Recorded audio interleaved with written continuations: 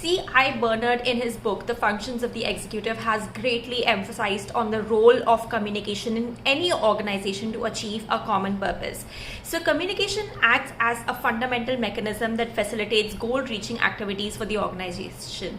There are some key principles around which this idea is centered. The first one being that communication is the condition for any organization. Now this means that an organization cannot exist where there is no communication. So communication plays a great role.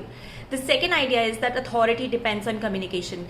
So if a leader has to communicate something to his subordinates, then it is how well he communicates and how well those ideas are received, understood and implemented by the subordinate that determines the authority of the person who is communicating, right? So if the top person in the organization is not able to communicate his ideas effectively and clearly to his subordinates, then that can be a big problem because his authority can get questioned.